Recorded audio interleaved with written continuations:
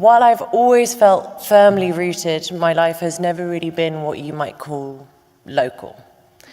I was born in the UK, but my first language was Albanian. London is my home, but I'm often on the road. And today I have the privilege of traveling the world doing a job that I love. Last year, I played live in 33 cities in 20 countries and sang in 9 different languages. It turns out, thank you. It turns out my reading habits follow a similar pattern. Since we launched the Service 95 Book Club 3 years ago, 8 of my 33 monthly reads have been translated fiction. Just as importantly, these 33 books tell stories that span Japan, Korea, Nigeria, Colombia, the US, Mexico, Hungary, Norway, Afghanistan, Poland, Ireland, Spain, the UK, France, Vietnam, and Australia. I read as much as time allows, and while some of the books I love become book club titles, others remain private passions.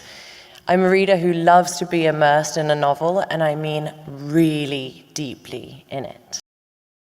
When I read translated fiction, and some of you will recognize these scenes, I walk the streets of Naples in the shoes of a young girl who's becoming aware that her future will be defined by her gender. I've borne witness to animals taking revenge on their hunters in rural Poland, or did they? I've gained wisdom I didn't know I needed from a pigeon on a balcony in Mexico City. And as Guadalupe Natal writes, you can't get anything past a pigeon.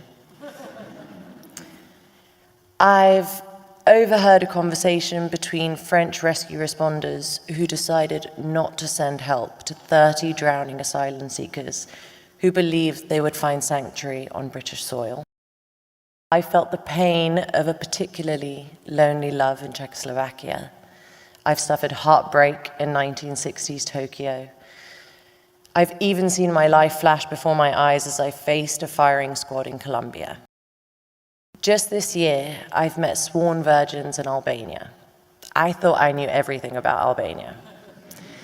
But it took a Bulgarian writer, a Bulgarian translator, a small British independent publisher, and an international prize for me to find this story.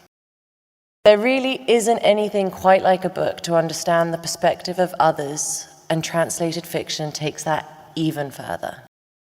I guess it's the fusion of an experience that's so universal and at the same time so unique.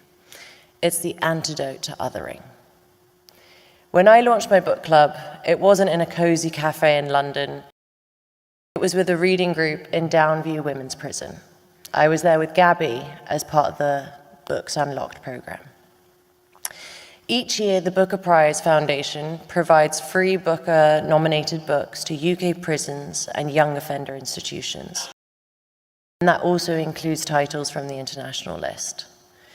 One of the most insightful conversations about a book I've ever had was that morning in Downview. I'll never forget what one of the women shared with the group, that perhaps that if she'd read more books when she was younger, maybe she wouldn't be here now. That moment really brought it home to me that reading a book is often so much more than a solitary activity. It can trigger a conversation with a friend, or, like in Downview, provide a way to share a profound experience with a wider group.